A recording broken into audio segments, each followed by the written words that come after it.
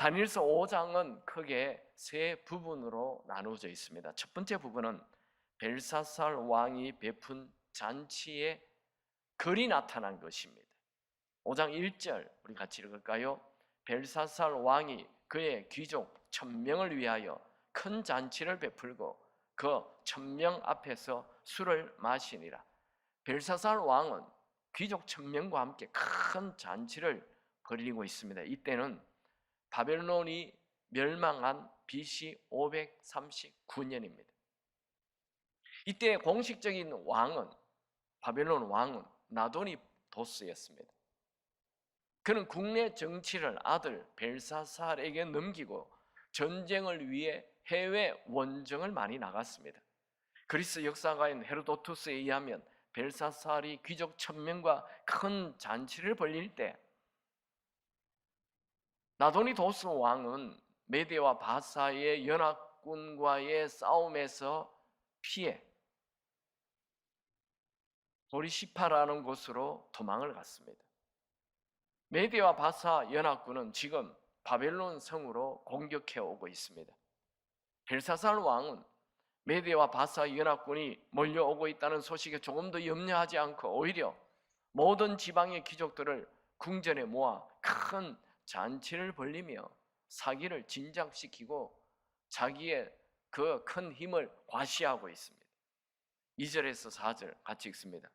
벨사살이 술을 마실 때에 명하여 그의 부친 느부갓네살이 예루살렘 성전에서 탈취하여 온 금, 은, 그릇을 가져오라고 명하였으니 이는 왕과 귀족들과 왕후들과 후궁들이 다 그곳으로 마시려 함이었더라.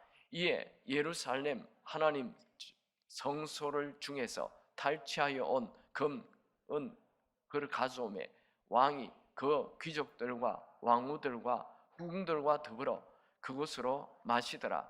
그들이 술을 마시고는 그 금, 은, 구리, 쇠, 나무, 돌로 만든 신들을 찬양하리라. 이게 느부갓네살 왕을 부친이라고 기록되어 있는데 이 지금 다니엘서 1장에서 7장까지 모든 언어는 아람어로 기록이 됩니다. 아람어는 고대어입니다. 이 아람어에는 아버지라는 말 안에 선조라는 말도 같이 사용이 됩니다. 아들이라는 말도 후손이라는 말과 같이 사용이 되었습니다. 그래서 여기 느부갓네살을 아버지라고 얘기하기보다는 선조로 이렇게 해석하면 더 정확한 해석이 됩니다. 벨사살 왕은 술을 마시다가 선조인 느부갓네살 왕이 예루살렘 성전에서 탈취하여 온 금, 은, 그릇들을 가져오라고 해요. 그리고 그 그릇에 술을 부어 마셨습니다. 벨사살 왕이 예루살렘 성전의 그릇에 술을 부어 마시는 것은 바벨론의 신이 이스라엘의 신을 이겼다는 것을 드러내는 교만이며 하나님을 멸시하고 조롱하는 행동인 것입니다. 그때 갑자기 손가락이 나타나서 왕궁 벽에 글을 쓰기 시작하였습니다. 벨사살 왕이 얼마나 놀랐는지 이 얼굴이 창백하게 되고 다리가 덜덜 떨려 무릎이 서로 부딪히게 되었다고 합니다. 5절 6절 같이 읽습니다. 그때에 사람의 손가락들이 나타나서 왕궁 촛대 맞은편 석회벽에 글자를 쓰는데 왕이 그 글자 쓰는 손가락을 본지라. 이에 왕이 즐기던 얼굴빛이 변하고 그 생각이 번민하여 넓적다리 마디가 녹는 듯하고 그의 무릎이 서로 부딪힌지라. 느부갓네살 벨사살 왕은 벽에 쓰인 글자를 해석하라고 하였지만 아무도 해석할 수가 없었습니다. 이때 나보니도스의 아내인 왕비가 느부갓네살 왕의 꿈을 잘 해석해 주었던 다니엘을 소개합니다. 그래서 다니엘을 부르게 됩니다. 이제 두 번째 부분입니다.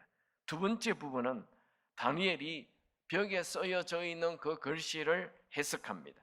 이때 다니엘의 나이가 84세쯤 됩니다. 다니엘이 17세, 18세 정도 이 바벨론 땅에 포로로 오게 됩니다. 그리고 바벨론이라는 나라가 세워지고 67년이 지났어요. 그러니까 17세 플러스 67 하면 84세가 됩니다. 18세에 왔다면 지금 85세입니다. 다니엘은 대바벨론 제국의 왕인 벨사살 왕에게 조금도 두려움 없이 담대하게 하나님의 말씀을 전합니다. 그가 지금 80줄에 서 있음에도 불구하고 이렇게 변함없는 믿음, 이 믿음 우리에게 도전이 되지요. 먼저 다니엘은 바벨론의 창시자인 느부갓네살 왕에게 일어난 일을 말합니다. 18절, 19절 같이 읽을까요?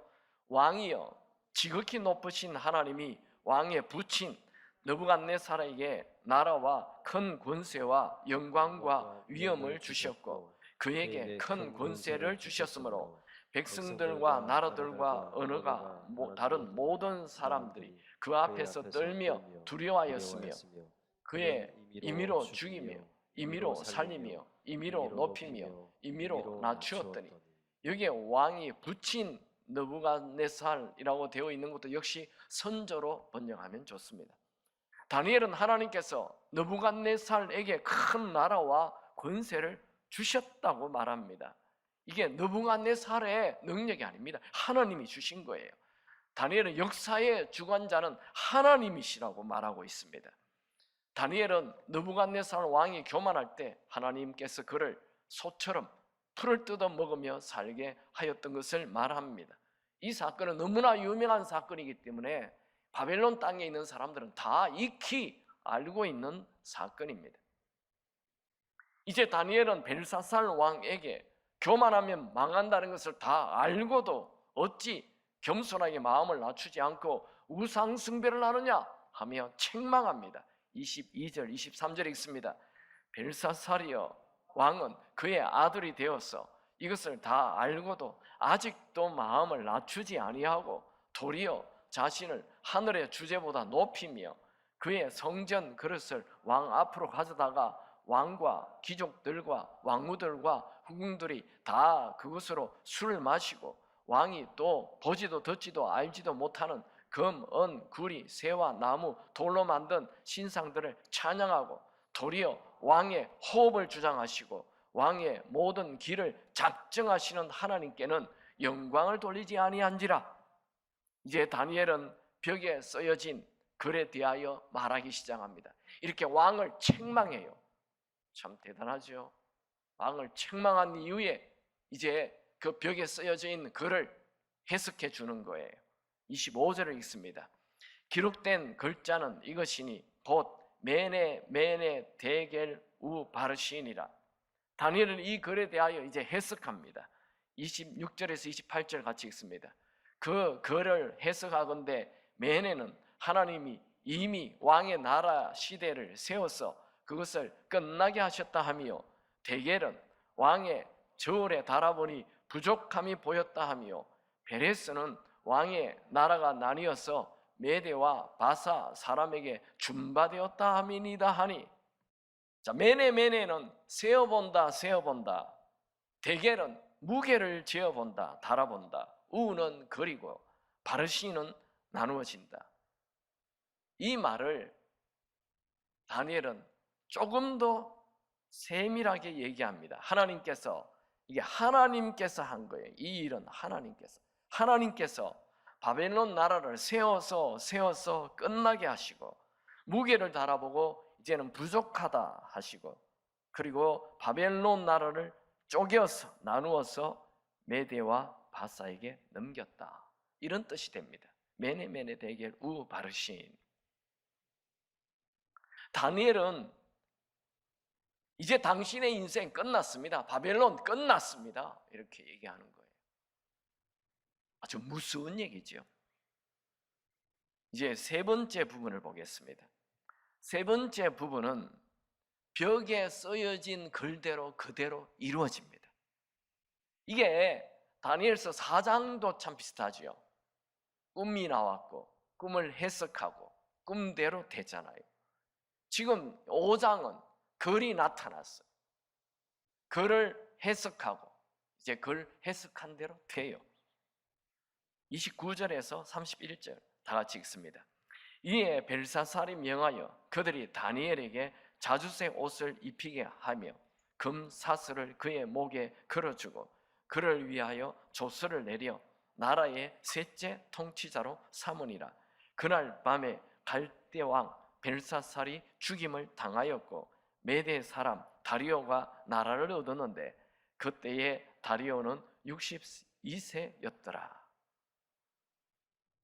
여러분, 이 벨사살 왕은 다니엘의 해석을 듣고 다니엘을 나라의 셋째 통치자로 삼았습니다.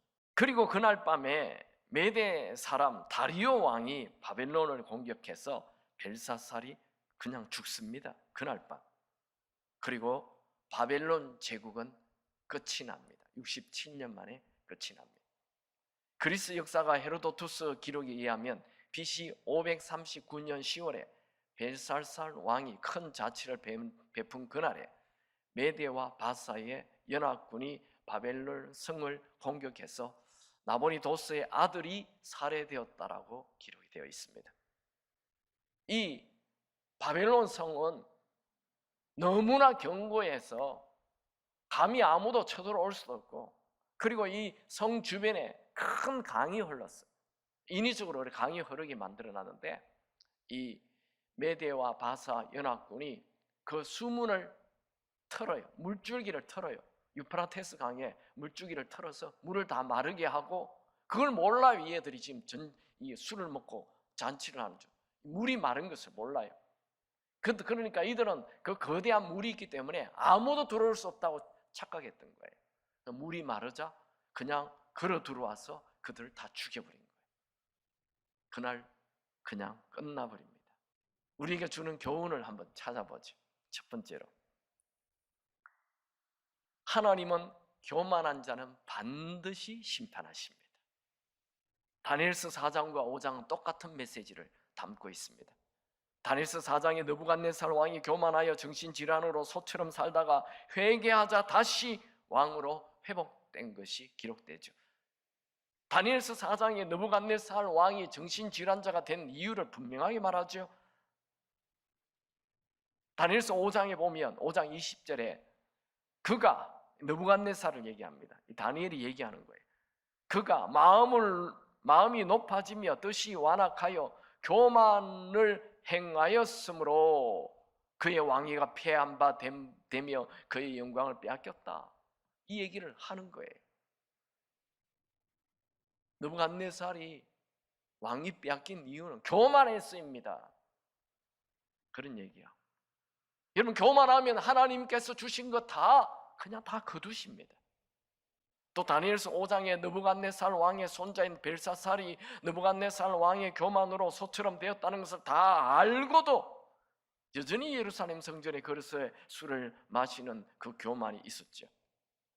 다니엘서 5장 22절에 말합니다. 벨사살 왕은 그의 후손이 아들이 되었어도 이것을 다 알고도 아직도 마음을 낮추지 아니하고, 벨사살은 교만하면 망한다는 거 잘 알고 있습니다. 그러나 교만했습니다. 여러분, 말씀을 아는 거 중요하지 않아요. 우리 다 알아요. 말씀 다 알아요. 근데 말씀대로 살지 않죠. 말씀대로 살지 않으면 그 말씀은 나와 상관이 없습니다. 벨사살 왕은 그날 밤에 교만함으로 죽습니다.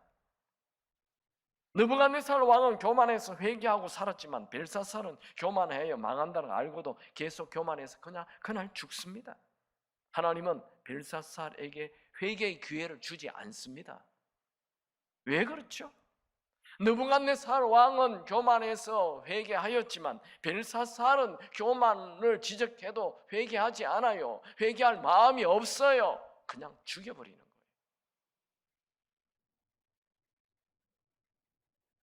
벨사살 왕은 그 쾌락에 빠진 그 잔치날이 그 인생의 최후의 날이 될 줄 몰랐습니다.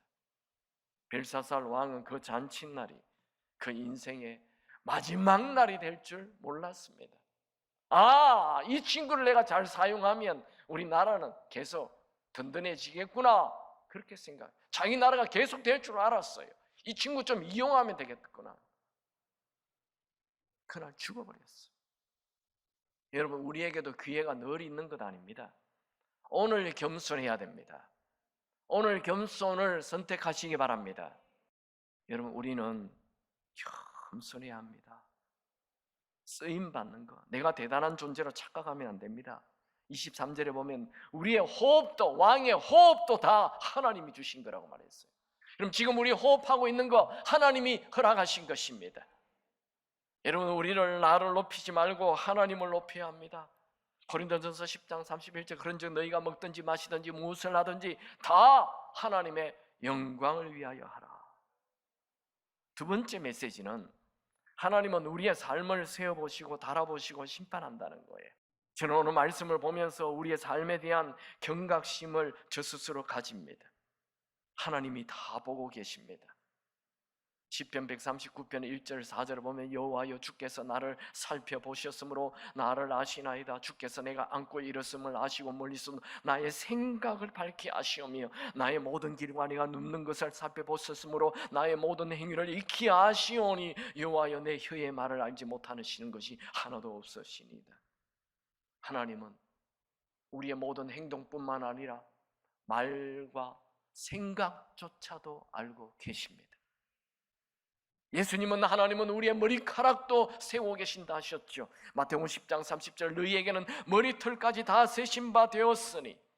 여러분, 다윗은 어떻게 그렇게 위대한 인생을 살았을까요? 시편 16편 8절, 내가 여호와를 항상 내 앞에 모심이며. 다윗은 베들레헴 목동으로 살 때 하나님을 앞에 모시고 살았습니다. 다윗은 사울 왕을 피해 이리저리 들판으로 도망 다닐 때 하나님 앞에 살았습니다. 하루는 그 사울이 자기가 숨어있는 동굴 안으로 쑥 들어왔을 때 옆에 있는 병사들이 빨리 죽여버리자고 하죠. 그럴 때 다윗은 아니다, 하나님이 기름 부은 사람 내가 어찌 해치겠느냐, 하나님이 기뻐하지 않을 거다 하며 죽일 수 있는 절호의 기회인데도 그냥 죽이지 않아요. 하나님이 기름 부었다는 거예요. 마음에 안 드는 왕인데도 하나님이 기름 부었다 이거예요. 여러분, 우리는 얼마나 쉽게 말을 하고 얼마나 쉽게 비판하고 얼마나 쉽게 험담하고 그러는지요. 우리는 하나님 앞에 생각을 해야 합니다. 우리는 하나님 앞에 살아야 합니다. 다윗은 하나님 앞에 살았습니다. 하루를 시작하는 순간부터 잠잘 때까지 항상 하나님 앞에 살면 성자가 됩니다. 하나님을 항상 내 앞에 모시는 것, 이것이 바로 이 장로교의 창시자인 칼빈이 외친 코람데오입니다. 하나님 앞에서, 비포가 하나님 앞에서. 청교도들도 다 이 코람데오를 외치고 살았어요. 그래서 청교도들이에요. 하나님 앞에 산다는 거예요. 여러분, 우리의 삶의 목적 하나님은 보고 계십니다. 너의 삶의 목적이 뭐냐? 하나님은 보고 계십니다. 하나님은 우리의 삶의 무게를 달아보십니다. 여러분, 역사의 주관자는 하나님이십니다. 내 인생의 주인은 내가 아닙니다. 하나님이십니다. 하나님은 나를 높이기도 하고 낮추기도 하시는 분이십니다. 여러분, 우리 인생에는 반드시 심판이 있다는 걸 기억해야 합니다. 히브리서 9장 27절, 한 번 죽는 것은 사람에게 정해진 것이요 그 후에는 심판이 있으리니.